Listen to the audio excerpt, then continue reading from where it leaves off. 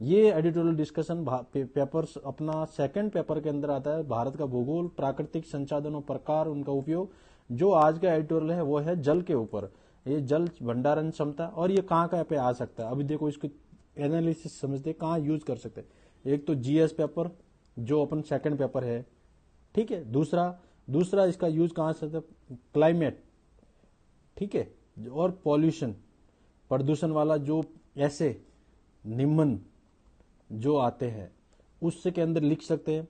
जो लेखक ने बातें कही हैं, जो लेखक ने पृथ्वी के जल भंडारण क्षमता की जो चिंता जताई है, उसने महत्व बताया, प्रभाव बताया, कारण बताया, उसका एक मैंने एक स्ट्रक्चर तैयार करके एक बॉक्स में आगे मैंने इसका समराइज ली। आप चाहो तो इसको पढ़ सकते हैं, लेकिन मैंने आगे इस सारा जो इस पेपर का जो कीवर्ड है वो सारे मैंने आगे ले लिए। अपन आगे चलते हैं, ये आरएस मेंस के सेकंड पेपर में आते हैं।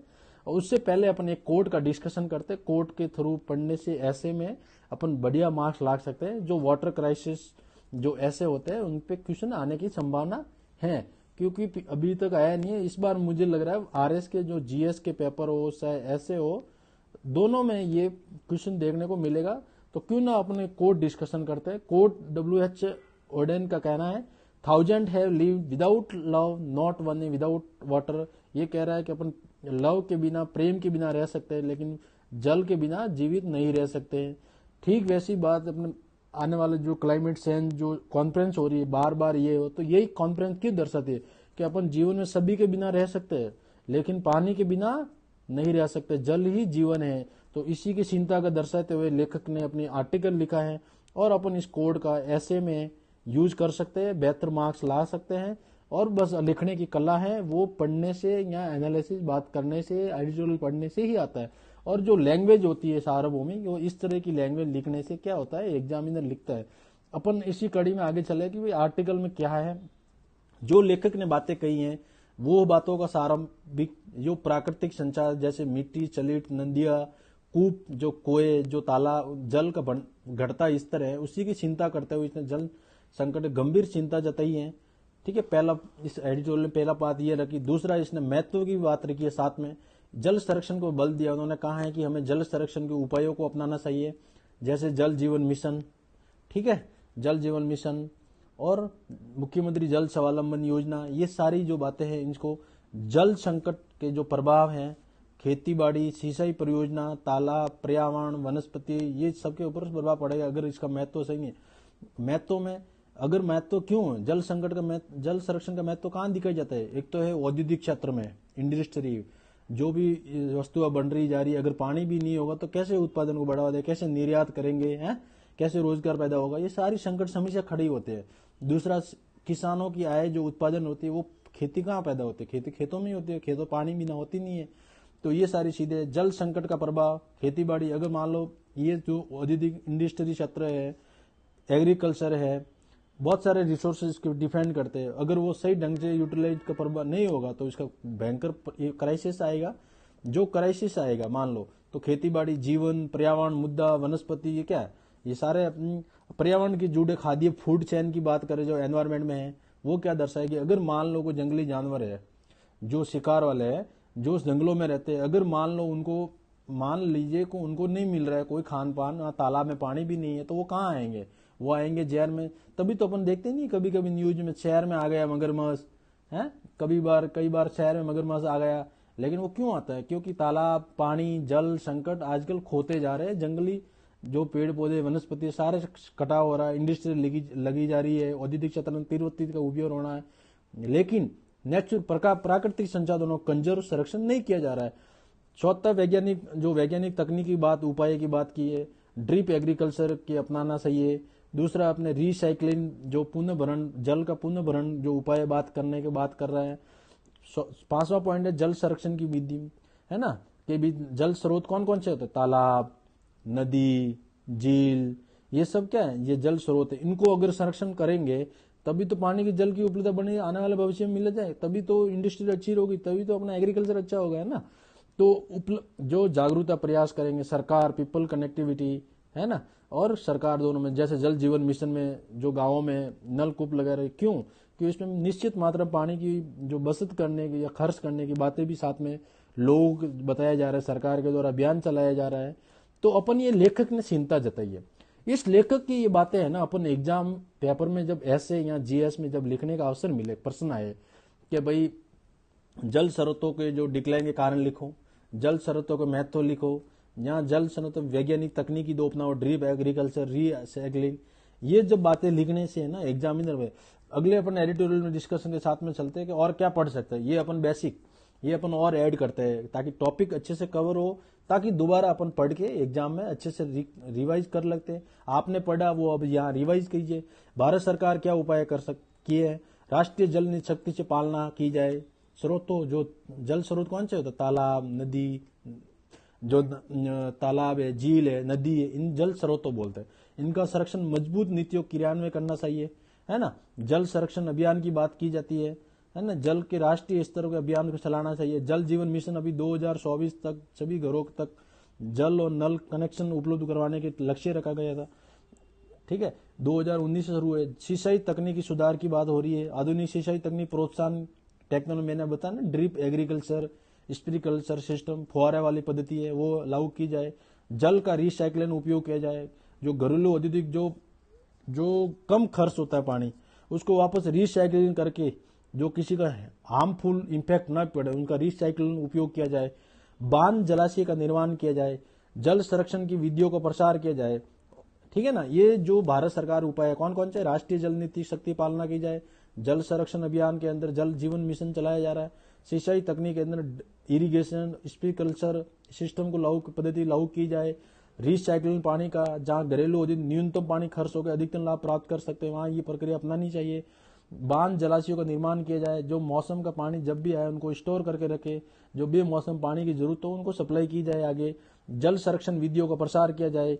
ये सारा जो पॉइंट है ये अपन एग्जाम में लिखने हैं, भारत सरकार के उपाय हैं। आगे चलते राज्य सरकार के कौन कौन सी योजना चलाई जा रही है। राज्य सरकार की उपाय, अपन राजस्थान सरकार की बात की जाए तो मुख्यमंत्री जल स्वावलंबन योजना 2.0 से है। 20,000 गांवों में 5 लाख जल संसाधन संरचना स्थापित करने का लक्ष्य रखा है। ये 2024 में शुरू की गई थी। तो इस तरह अब इसमें देखो लक्ष्य और उद्देश्य दोनों एक साथ बात की गई है ना। तो लक्ष्य ये रहा और उद्देश्य ये था। अगर मान लो 2 नंबर का प्रश्न आ रहा है तो आप ये बातें दोनों लिख के बेहतर मार्क्स ला सकते हैं। अगला पॉइंट में राम सेतु लिंक परियोजना की बात की जाए, 40,000 करोड़ का फंड है, 11 नदियों को जोड़ के बनाया जाएगा, 21 शहरों में है, जिलों में। 2024 तक इस परियोजना का उद्घाटन अभी हाल ही में किया गया है। तो ये 2 योजना, राज्य मुख्यमंत्री जल स्वावलंबन योजना और राम सेतु लिंक परियोजना, ये 2 योजना चलाई जा रही है। जल जीवन मिशन जो 2024 में मैंने ग्रामीण घरों जल आपूर्ति प्रदान करने का लक्ष्य रखा है ना। जब भी आरपीएससी अभी आज कल क्या कर लक्ष्य और उद्देश्य पूछने लगे तो लक्ष्य उद्देश्य कहाँ से पूछे, यही जो एडिटोरियल आता है उसी के अंदर से निकाल के पूछते हैं। महिला सशक्तिकरण, ग्राम जल समितियां, भागीदारी प्राथमिकता लाना। अमृत 2.0 की बात की जाए, ये शहरों में है, किसमें है, ये शहरी क्षेत्रों में जल संकट निपटने के लिए 1,183 नगरीय निकाय 5,123 करोड़ की लागत का आपूर्ति परियोजना की जाएगी। ये 18 शहरों में जलापूर्ति है। कर्म भूमि से मातृभूमि की बात की जा रही है ना। तो कौन कौन से हुए, जल जीवन मिशन हुई, कर्म भूमि से मातृभूमि होगी, अमृत 2.0 योजना हो गई है ना, मुख्यमंत्री जल स्वावलंबन योजना हो गई, और एक और योजना है वो आगे दी गई है। तो इसी तरह पढ़ने से क्या होता है, एग्जामिनर के अंदर और सारे जो एस्पेक्ट है, अपना जो दिमाग में प्रश्न है, रिवीजन ज्यादा हो जाएगा, अपन बेहतर आंसर और लिख सकते हैं, बहुत सारी मल्टीपल सोर्स से लिख सकते हैं। आगे देखते हैं भारत सरकार की योजना, ये मैंने जल जीवन मिशन पहले ही, अटल भूजल योजना 2019 से चलाई जा रही है। 50% फंड केंद्र सरकार और विश्व बैंक दोनों, और इसका उद्देश्य क्या है, भूजल प्रबंधन को सुधार करना, यानी ग्राउंड वाटर को स्टोर करने के लिए रिफॉर्म लाना। ये राजस्थान में भी चलाई जा रही है, सभी शहरों में चलाई जा रही है। जैसे प्रधानमंत्री कृषि सिंचाई योजना की बात की जा रही है, इसके तहत संचय जल कार्य निर्माण सहायता प्रदान, है ना, वाटर शेड डेवलपमेंट कंपोनेंट का माध्यम से जल संरचनाओं का निर्माण किया जाएगा, है ना। इस तरह जो योजना होती है, लिखने से एग्जामिनर का ध्यान आकर्षित होता है, अपने नंबर बेहतर मिल सकते हैं। नमामि गंगा मिशन की योजना आपको पता होगा, बहुत साल पहले से चलाया जा रहा है। गंगा नदी के सहायक नदियों को उनकी गुणवत्ता, गंगा नदी और उसके सहायक नदी, अब गंगा नदी जो मुख्य नदी है, ठीक है, जो गंगोत्री पहाड़ी से वहां से निकल के जल, जो इसकी सहायक नदियां है, ये सहायक नदियां है, जो अपन गंडक है, नेपाल से एक आती है, उसका नाम ध्यान नहीं आ रहा है, गंडक है, ठीक है ना, और ये यमुना नदी है, ये इसकी सहायक नदियां है। जो उपचार प्रबंधन की स्थापना की, भागीरथी है ना, गंगारती नदी है, भागीरथी है, महानदी, अलकनंदा है, ये सारी नदियां क्या है, इसकी सहायक नदी है। तो इस तरह पढ़ने से एनालिसिस क्या होता है कि क्वेश्चन अपने आते हैं ना जब भी, तो अपन रिवाइज जल्दी से जल्दी करेंगे और बेहतर आंसर लिख सकते हैं। और ये सहायक नदी और मुख्य नदी को जो गुणवत्ता साफ सुधार अभियान चलाया जा रहा है, इससे उपचार संयंत्र स्थापित किया, नदी के किनारे वृक्षारोपण और जल पुनः रिसाइक्लन का उपाय शामिल है। मिशन अमृत सरोवर जो आपने देखा ही होगा, जो शहरी क्षेत्र में 2.0 शुरू किया है, ये 2023 में पूरे भारत में 50,000 तालाबों का निर्माण करवाने के लिए 10,000 क्यूबिक मीटर वाले पानी, कौन सा है, मिशन अमृत सरोवर, ठीक है ना, मनरेगा के जो तहत लागू किया जाएगा। ये मनरेगा की योजना चल रही है 2005 से, उसी के अंतर्गत ये 50,000 तालाबों का निर्माण करवाया जा रहा है। 10,000 क्यूबिक मीटर जो पानी रखने की क्षमता हो। कैच द रन अभियान, कैच द रेन अभियान, जो अभियान वर्षा के जो बारिश है उनको बढ़ावा देना, इसमें वर्षा के पानी को संचित करना उपाय है, जो भूजल स्तर को सुधार में ला सकते। देखो अपन इस तरह डिस्कशन, राज्य सरकार, भारत सरकार, जो एडिटोरियल में क्या बातें हुई, इसी तरह डिस्कशन करने से क्या होगा, अपना जो एग्जाम है अपन दोनों बेहतर में लिख सकते हैं, ठीक है ना। अब आगे चलते आर्थिक समीक्षा की बात की जा रही है ना। आर्थिक समीक्षा के अनुसार जल उपलब्ध के क्या है, अब इसमें कारण भी है। देखो जल संकट के जो कारण क्या है, जल क्यों कमी आ रही है, कारण क्या है, इसमें कारण प्लस डाटा फैक्ट्स, ये एग्जाम में साइड में लिखने से क्या होता है, इतनी जगह तो आती है 10 नंबर वाले पर्सन में, इतने तो आते ही कि भाई जल संसाधन सिंचाई में इतना प्रतिशत पानी खर्च हो रहा है, अपने पास प्राकृतिक संसाधनों जल इतना है। अगर इतना छोटे से बॉक्स में एक परसेंटेज भी लिख देना तो भी एग्जामिनर को ध्यान आएगा, अच्छा इसने कुछ फ्लो चार्ट में लिखा है, इसका मतलब इसको जानकारी है। तो अपन ये बात देखते हैं कि भाई जो आर्थिक समीक्षा 2024-25 के अनुसार जल की उपलब्धता से जुड़े प्रमुख तथ्य जो फैक्ट है, जो एग्जाम में लिख के अपने मार्क्स को बेहतर ला सकते हैं। प्राकृतिक जल संसाधन, जल स्रोतों की निर्भरता, कृषि जल की खपत और वर्षा निर्भरता, ये क्या है, ये तो है महत्व, याद रखना, ये तो चारों पॉइंट महत्व। अब इसके अंदर कारण क्या है, कारण ये है कि जो विश्व की 18% जनसंख्या निवास करती है, लेकिन केवल ताजा जल के जो 4% पानी वाटर है पीने योग्य है वो अपने पास है, और जबकि भारत में जनसंख्या विश्व की 18%, तो कितना अंतर है, मतलब 14% का अंतर होने की वजह से पानी क्राइसिस पैदा होगा।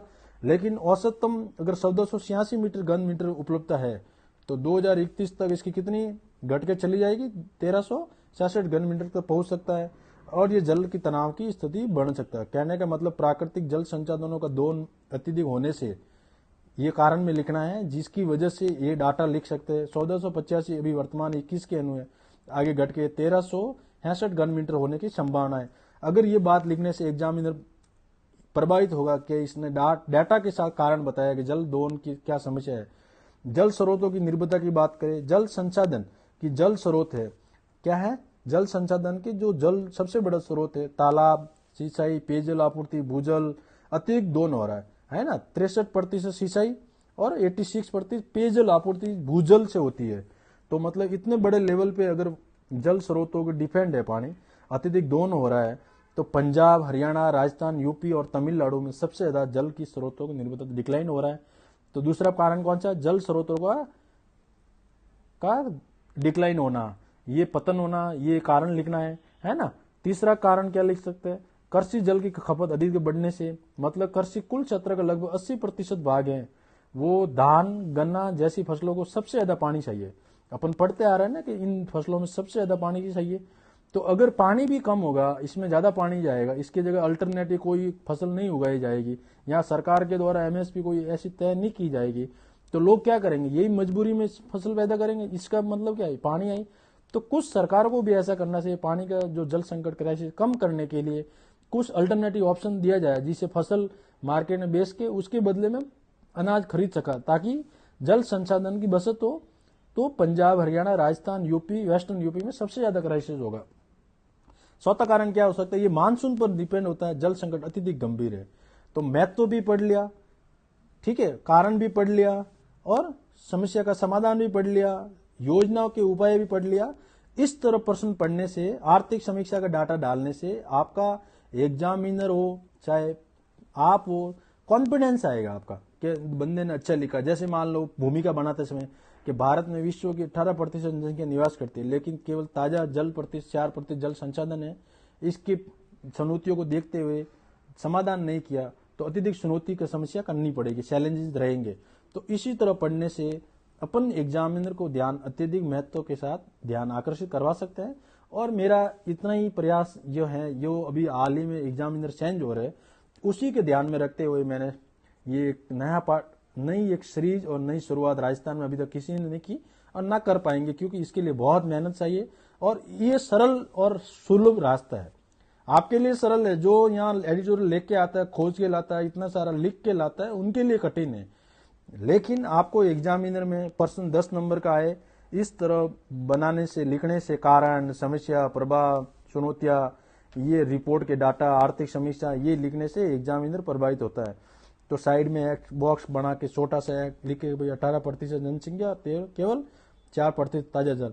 इतने भी फैक्ट है ना, आपकी जो परसेंटेज है, आपको मार्क्स बढ़ने के लिए हकदार हैं आप।